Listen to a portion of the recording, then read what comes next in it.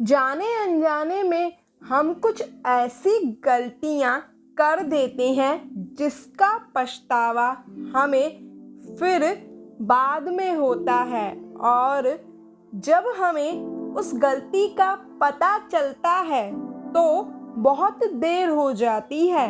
तब तक हम बर्बाद हो चुके होते हैं। तो चलिए जानते हैं आज एक साधु की कहानी से कि इंसान की कौन सी गलतियां हैं जो इंसान को बर्बाद कर देती है। अपनी बर्बादी का कारण अगर हमें पता चल जाए तो हम अपने जीवन को सुधार सकते हैं और सुखमय बना सकते हैं। बहुत समय पहले की बात है, एक नगर में एक धनी सेठ रहा करता था। उस सेठ के पास सभी प्रकार की सुख सुविधा थी, लेकिन उसकी कोई संतान नहीं थी। संतान के दुख में वह हमेशा चिंतित रहता था। फिर एक दिन उसे पता चलता है कि उसकी पत्नी गर्भवती है और उसने अपने पत्नी का खूब ख्याल रखा। ऐसे में एक दिन उसके घर एक पुत्र का जन्म हुआ। सेठ पुत्र के जन्म पर बहुत खुश था। उसने पूरे नगर में मिठाइयाँ बंटवाई और उसने अपने पुत्र के पालन पोषण में कोई कमी नहीं छोड़ी। देखते ही देखते उसका पुत्र बड़ा होने लगा। फिर सेठ ने उस पुत्र को गुरुकुल भेजने का निर्णय लिया ताकि वह पढ़ लिख कर एक विद्वान बन सके। अभी उसके पुत्र की उम्र बहुत ज्यादा नहीं थी, लेकिन उसने छोटी सी उम्र में ही अपने बेटे को शिक्षा ग्रहण करने के लिए गुरुकुल भेज दिया था। गुरुकुल में वह बालक अच्छे से शिक्षा ग्रहण करता, अपने गुरु की सभी आज्ञाओं का पालन करता। ऐसे में वह बालक धीरे धीरे वहाँ का सबसे होशियार विद्यार्थी बन गया। गुरुकुल में उस बालक ने सारे वेद, पुराण और शास्त्रों का अध्ययन किया और बहुत बड़ा विद्वान बन गया। लेकिन कहते हैं ना, समय कब बदल जाए किसी को भी पता नहीं होता। ऐसे ही एक दिन किसी प्राकृतिक घटना की वजह से उसके माता पिता की मृत्यु हो गई, और जब उसके माता पिता की मृत्यु हुई तब तक उस बालक की शिक्षा पूर्ण नहीं हुई थी। जब उसे पता चला कि उसके माता पिता की मृत्यु हो गई है तो उस बालक का इस सांसारिक मोह माया से मन उठ गया। उसके बाद उस बालक ने निश्चय किया कि वह गुरुकुल से शिक्षा पूर्ण करने के बाद अपना संपूर्ण जीवन लोगों की भलाई में व्यतीत करेगा। फिर जब उस बालक की शिक्षा पूर्ण हो गई तो उसके बाद वह बालक सन्यासी बन गया और वह सांसारिक वस्तुओं से दूर हिमालय के जंगल में चला गया। जंगल में जाकर उसने वहां लंबे समय तक तपस्या की। तपस्या पूर्ण करने के बाद उस सन्यासी ने लोगों को शिक्षा देने का निर्णय किया। समय के साथ साथ उस सन्यासी की चर्चा चारों तरफ होने लगी और दूर दूर से लोग उसके पास शिक्षा ग्रहण करने आया करते थे और बहुत से लोग उनके पास अपनी समस्याओं का समाधान खोजने के लिए भी आते थे। सन्यासी सभी लोगों की समस्या का समाधान बड़े ही सरलता से उन्हें दे देते थे, जिस वजह से वह पूरे राज्य में मशहूर हो गया था। लेकिन जिस नगर में वो सन्यासी रहता था, उस नगर का राजा एक क्रूर व्यक्ति था। जब राजा को उस सन्यासी के बारे में पता चला तो उसने उस सन्यासी से मिलने का निश्चय किया। अगली सुबह वो राजा अपने महल से निकलकर उस सन्यासी से मिलने के लिए निकल गया और फिर वो उस कुटिया पर जाकर पहुंच गया जहां वह सन्यासी रहता था। वहां पहुंचकर जब राजा ने उस सन्यासी को देखा तो वह देखता ही रह गया। उसके चेहरे पर एक अलग ही तेज था। जब वह सन्यासी के पास पहुंचा तो उसे बड़ी अपार शांति का अनुभव हुआ। उस राजा ने उस सन्यासी को प्रणाम किया और उसके पास बैठ गया और उससे वार्तालाप करने लगा। वो राजा पहली ही मुलाकात में उस सन्यासी के व्यक्तित्व से इतना ज्यादा प्रभावित हुआ कि उसने उसी समय से अच्छाई की राह पर चलने की ठान ली और मन ही मन सोचने लगा कि इतनी छोटी सी मुलाकात में यह सन्यासी मुझे इतना बदल सकता है, तो अगर यह हमेशा मेरे साथ ही रहे तो मेरी तो जिंदगी ही बदल जाएगी। और यही सोचकर राजा सन्यासी से अपने महल चलने के लिए आग्रह करने लगा। राजा का आग्रह सुनकर सन्यासी पहले तो मना करने लगा और राजा के बहुत ज्यादा कहने पर वो राजमहल चलने के लिए तैयार हो गया। फिर राजा सन्यासी को लेकर राजमहल की ओर चल दिया। राजमहल पहुंचकर राजा ने सन्यासी का खूब आदर सत्कार किया और उसके बाद राजा ने सन्यासी को एक शाही कमरे में भोजन करवाया। भोजन के पश्चात सन्यासी ने राजा को धन्यवाद किया और राजा से जाने की आज्ञा मांगी। यह सुनकर राजा ने कहा कि आप हमारे बाग में जब तक चाहे तब तक रह सकते हैं। आपको यहाँ पर किसी भी प्रकार की कोई असुविधा नहीं होगी और आप यहाँ रहेंगे तो हमारी प्रजा को भी अच्छा लगेगा और हमें भी अच्छा लगेगा। यह सुनकर सन्यासी ने राजा का प्रस्ताव स्वीकार कर लिया। उसके बाद राजा ने सैनिकों को कहकर सन्यासी महाराज के लिए बगीचे में रहने का, खाने का और वस्त्र आदि का प्रबंध किया। सेवकों ने राजा की आज्ञा के अनुसार एक सुंदर सी कुटिया बगीचे में बना दी और उसके बाद वह सन्यासी उस कुटिया में रहने लगा। सन्यासी को उस कुटिया में रहते रहते कई साल बीत गए और इस दौरान राजा ने उस सन्यासी की खूब सेवा की। परंतु कई सालों बाद एक दिन राजा और रानी को आवश्यक कार्य के लिए दूसरे राज्य जाना पड़ा, लेकिन उन्होंने एक सेवादार को सन्यासी की सेवा के लिए नियुक्त कर दिया। परंतु वह सेवादार राजा के जाने के बाद बीमार पड़ गया और अपने घर चला गया और कभी लौटकर आया ही नहीं। तो सन्यासी ने क्रोध में आकर उस राजा को खूब सुनाया। राजा से कहा कि हे राजन, जो जिम्मेदारी तुम पूरी नहीं कर सकते तो वह उठाते क्यों हो? तब राजा ने सन्यासी से क्षमा मांगते हुए कहा कि हे भगवान, यदि मुझसे कोई भूल हो गई है तो मैं उसके लिए आपसे क्षमा मांगता हूँ। मुझे क्षमा कर दीजिए और आप अपना क्रोध शांत कीजिए और मुझे बताइए कि आखिर हुआ क्या है। यह सुनकर उस सन्यासी ने कहा कि तुम्हारे जाने के बाद मुझे यहाँ पर किसी ने भोजन नहीं दिया और मैं बहुत दिनों तक भूखा ही रहा।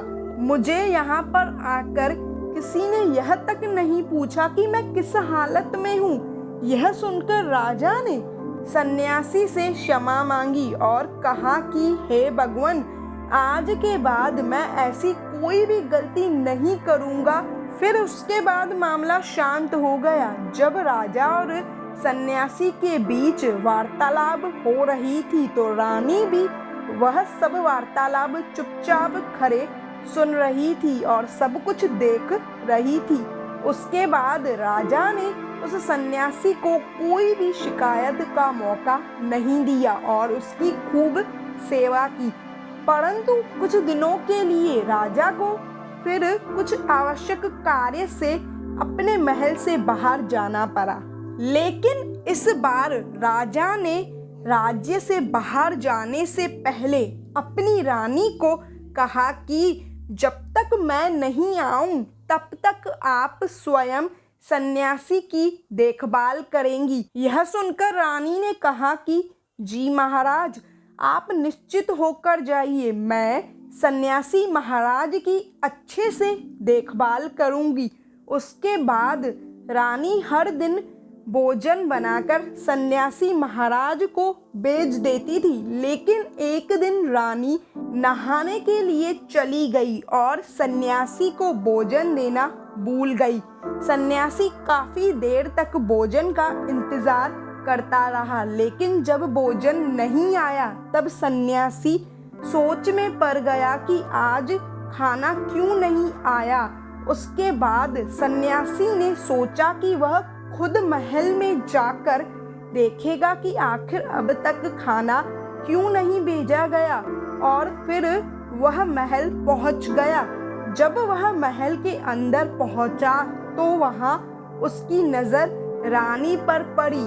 रानी के लंबे लंबे घने काले बाल, उसकी कजरारी आंखें जो देखने ही मात्र से घायल कर दे, उसकी हिरनी जैसी चाल, रानी के इतने सुंदर रूप को देखकर सन्यासी चकित हो गया और रानी की सुंदरता सन्यासी के मन में घर कर गई और वह वहां से बिना कुछ कहे ही अपनी कुटिया में लौट आया।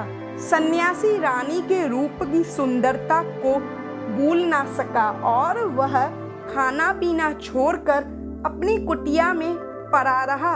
उसने कई दिनों तक कुछ भी नहीं खाया, जिस वजह से वह बहुत ज्यादा कमजोर हो गया।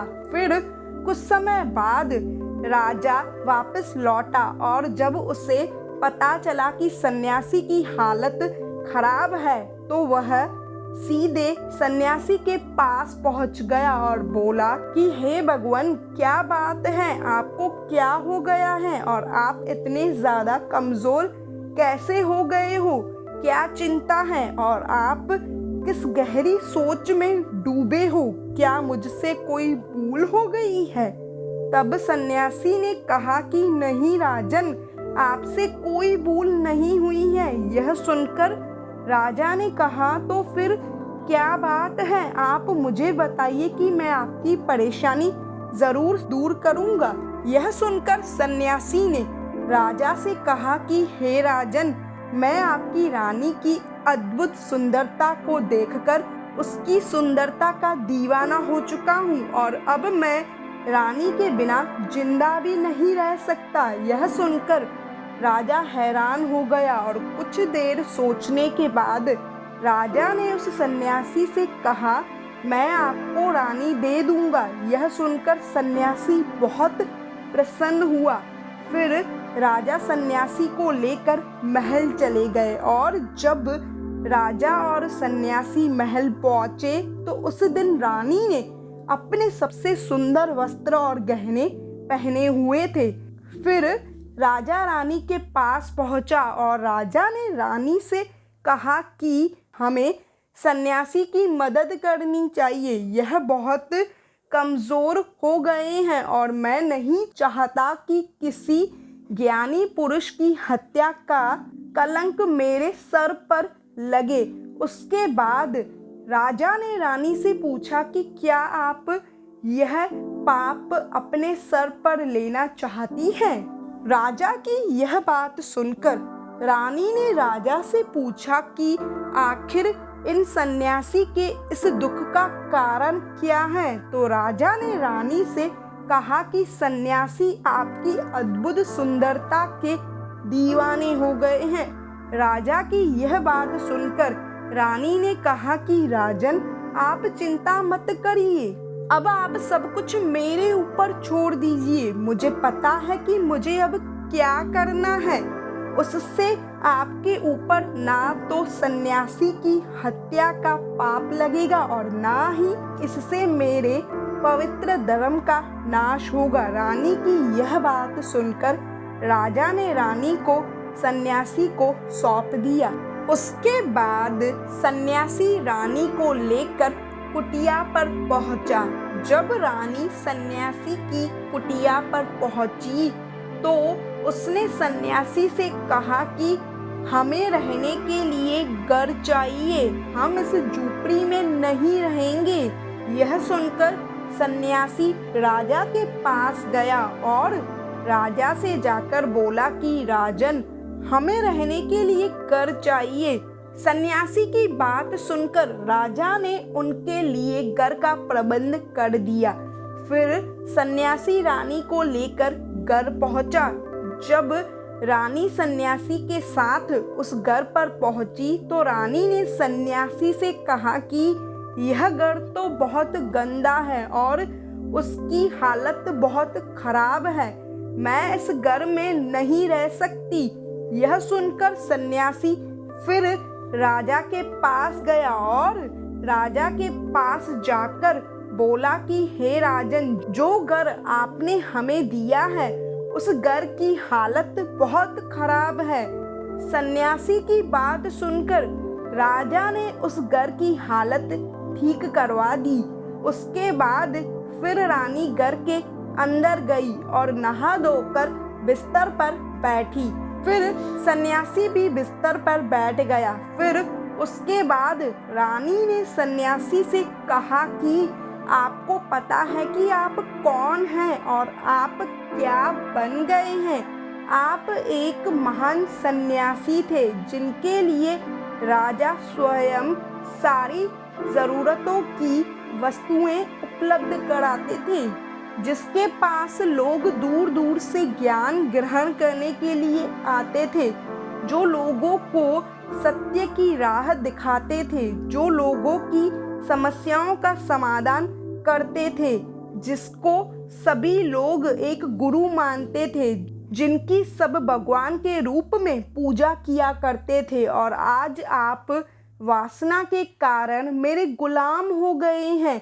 रानी की यह बात सुनकर उस सन्यासी को एक बहुत बड़ा झटका लगा और उसे महसूस हुआ कि वह तो एक सन्यासी है और वह यह सब क्या कर रहा है। वह तो यह सारी सुख सुविधाओं को छोड़कर शांति की तलाश में जंगल में चला गया था। और वह जोर जोर से रोने लगा और चिल्लाने लगा और रानी से कहने लगा कि मुझे क्षमा कीजिए महारानी, मैं यह क्या करने जा रहा था। मैं अभी आपको राजा को सौंप कर आता हूँ। सन्यासी की बात सुनकर रानी ने सन्यासी से कहा कि सन्यासी महाराज, मेरे मन में एक प्रश्न उठ रहा है, कृपया मेरे प्रश्न का उत्तर दीजिए। रानी की बात सुनकर सन्यासी ने कहा कि पूछो, आपका क्या प्रश्न है। फिर रानी ने कहा कि जब आपको उस दिन उस सेवक की वजह से कई दिनों तक भोजन नहीं मिला तो आप बहुत क्रोधित हो गए थे।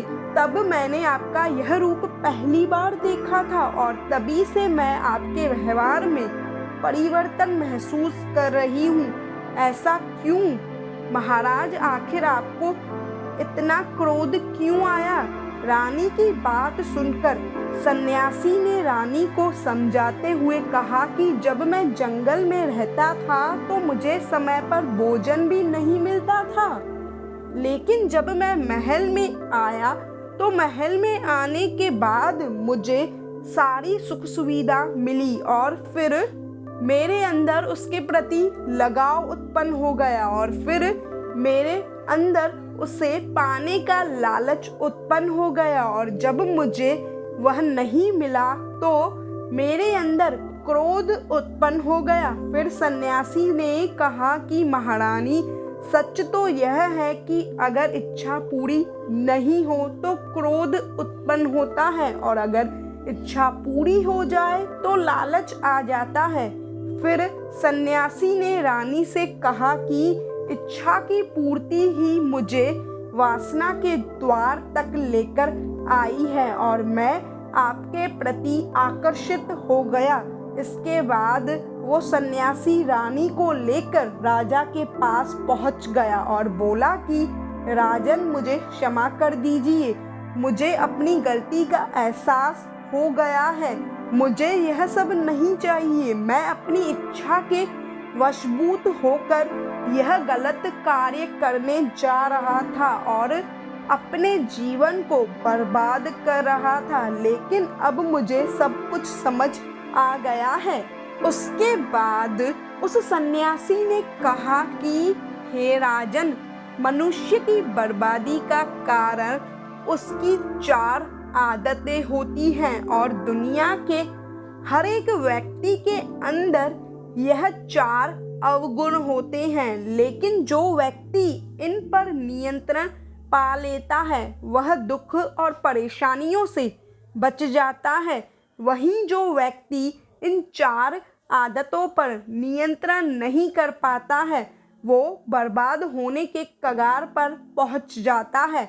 यह सुनकर राजा ने कहा कि महाराज, आप मुझे वो 4 आदतें बताइए जिससे कि मनुष्य की बर्बादी हो जाती है। फिर सन्यासी ने राजा को मनुष्य को बर्बाद करने वाली आदतों के बारे में बताते हुए कहा कि हे राजन, मनुष्य को बर्बाद करने वाली पहली आदत है इच्छा, क्योंकि इच्छा ही दुनिया के हर एक व्यक्ति के अंदर सबसे पहला अवगुण होता है और जो व्यक्ति अपनी इच्छाओं को नियंत्रण में नहीं रख पाता वह जीवन के किसी भी क्षेत्र में सफल नहीं हो पाता, क्योंकि जैसे ही उसकी एक इच्छा पूरी होती है वह दूसरी की ओर बढ़ने लगता है और दूसरी पूरी होती है तो वह तीसरी इच्छा उसके मन में जागृत हो जाती है और फिर ऐसे करते करते इच्छाओं पर नियंत्रण न होने के कारण इसके जाल में फंसता चला जाता है और दुख पाता है। इसीलिए राजन, जब हम इच्छाओं पर नियंत्रण कर लेते हैं तो हम हमारे मन पर भी नियंत्रण कर लेते हैं और जब हमारा मन हमारे वश में होता है तो हमें सुख की प्राप्ति होती है और फिर जो हम चाहते हैं वही हमारे साथ होता है। फिर सन्यासी कहता है कि हे राजन, मनुष्य को बर्बाद करने वाली दूसरी आदत है वासना। वासना का जन्म हमारे मन में उठने वाली इच्छाओं से होता है। जिस प्रकार इच्छा का कोई अंत नहीं होता और मनुष्य वासना के जाल में फंसता ही चला जाता है। वासना के वशभूत होकर मनुष्य को कुछ भी नजर नहीं आता है। आज तक जितनी भी लड़ाइयाँ हुई हैं उनका सबसे बड़ा कारण स्त्री को पाने की इच्छा ही रही है। स्त्री के प्रेम में वशभूत होकर राजा महाराजाओं ने आज से पहले बहुत सारे युद्ध किए हैं। रावण संसार का सबसे बुद्धिमान व्यक्ति था, लेकिन उसने भी माता सीता की सुंदरता में आकर उनका अपहरण किया था और अपना सब कुछ बर्बाद कर लिया।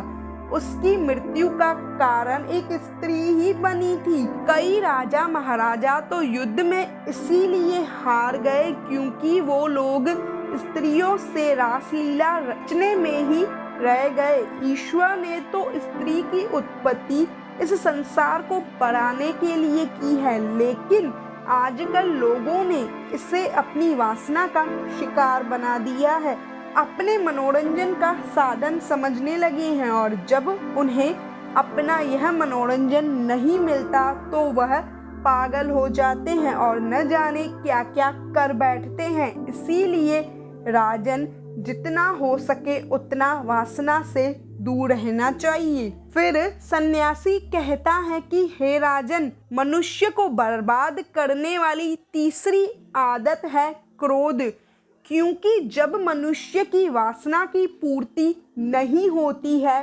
तो उसके अंदर क्रोध उत्पन्न हो जाता है और जब व्यक्ति को क्रोध आता है तो उस पर उसका नियंत्रण नहीं होता है और फिर वो क्रोध में आकर कोई गलत निर्णय ले लेता है, वो दूसरों को भला बुरा भी कहता है, गालियां निकालता है, और जब उसका क्रोध शांत होता है तो उससे अपनी गलती का एहसास हो जाता है, लेकिन तब तक तो सब कुछ बर्बाद हो चुका होता है। क्रोध के कारण मनुष्य के बने बनाए कार्य भी बिगड़ जाते हैं। जब मनुष्य के भीतर क्रोध उत्पन्न होता है तो वो अंदर से बहुत कमजोर हो जाता है, और एक कमजोर मनुष्य कुछ भी नहीं कर सकता, उसे कभी भी सफलता हासिल नहीं हो सकती। क्रोध हमारे भीतर तनाव को उत्पन्न करता है, और अगर एक बार हम तनाव में चले जाएं तो हमारा पूरा जीवन बर्बाद हो जाता है। फिर सन्यासी कहता है कि हे राजन, मनुष्य को बर्बाद करने वाली चौथी आदत है लालच। हे राजन, लालच का फल सदैव बुरा होता है। लालच में पड़कर हम बहुत से लोगों का बुरा कर देते हैं। हर मनुष्य के जीवन में कभी ना कभी ऐसा अवश्य होता है जब वह लालच कर बैठता है, और अधिक पाने की लालच में वह कुछ ऐसा कर बैठता है जिससे जो उसके पास था वह उसे भी गवा देता है। क्योंकि जैसे ही व्यक्ति की एक इच्छा पूरी होती है तो उसका लालच बढ़ जाता है, और उसके मन में और कई ज़्यादा पाने की लालच उठती है। जो व्यक्ति लालच करता है वह कामयाबी से कोसों दूर रहता है, क्योंकि एक ना एक दिन लालच का दुश्मन सामने आता ही है। अगर हम समय रहते ही लालच को त्याग दें और उसके जाल में ना फंसे तो हम एक सफल व्यक्ति अवश्य बन सकते हैं। फिर अंत में सन्यासी राजा से कहता है कि हे राजन, अगर मनुष्य इन 4 आदतों को छोड़ देता है तो उसे जीवन में सफल होने से कोई नहीं रोक सकता। जो इन आदतों को नहीं छोड़ता है उसे जीवन में बर्बाद होने से भी कोई नहीं रोक सकता। मैं एक सन्यासी होकर इसके जाल में फंस गया तो सामान्य मनुष्य तो इससे बच नहीं सकता। इसीलिए ही हे राजन, मनुष्य को इन आदतों से हमेशा बचना चाहिए।